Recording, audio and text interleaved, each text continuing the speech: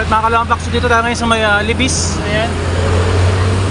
So, ilaling ko pala sa ating motor pero flat kagad. Yan, kaya buti di tayo nadisgrasya kanina. Pumutok yung gulong.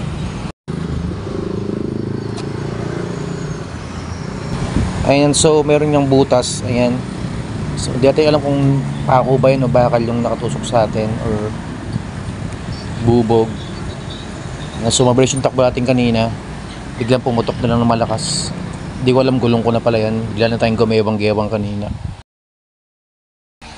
Ayan po yung unang plat ng aking gulong, ng aking bagong version 3 na Honda Click na white. And 1 week ko pa lang siya gamit pero nabinyagang kaagad. Butas agad yung gulong natin. Ayan, so sasalpak siya ng sealant.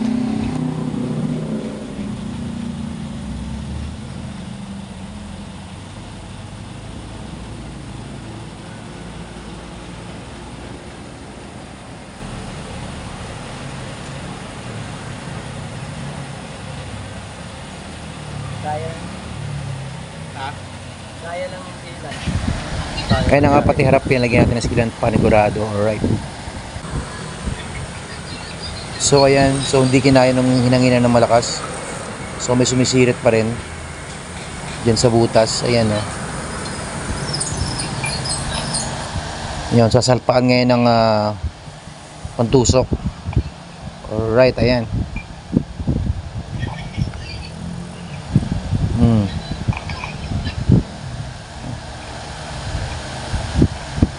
So yun na, nakatusok na.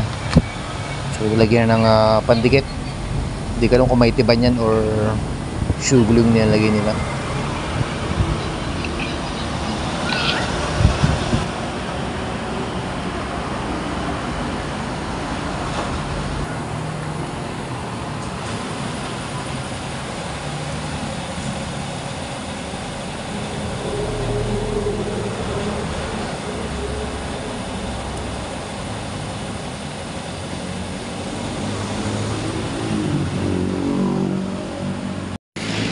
Alright mga kalambak, so dito tayo ngayon sa Malabon. May panghulo. Ayan, so wala naman yung gulong na, di talaga kaya ng sealant yung gulong natin. So yung pinangtusok, tumalsik. So pinaano na natin, pinaluto na lang natin sa loob para mas matibay. Pinagawa natin.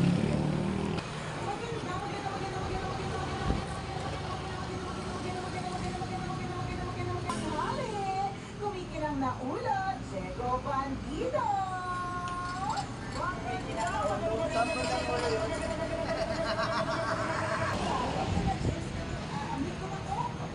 So ito yung butas, ayun.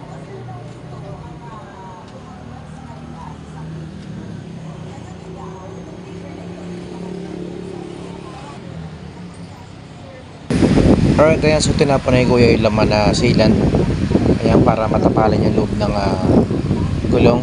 Ayan, so lulutuin na lang, no, lalagyan ng patch para mas matibay.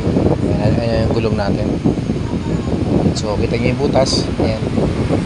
So kaya pag tangin na ng malakas, tumatalsik yung sa lakas ng pressure, tumatalsik yung tusok. So kaya kailangan talaga ng patch.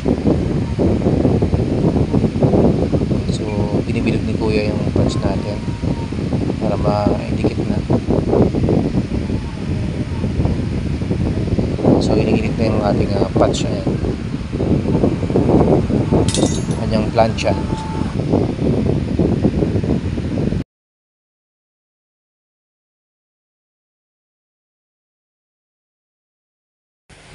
And alright, so tapos na, kinakabit na yung ating gulong.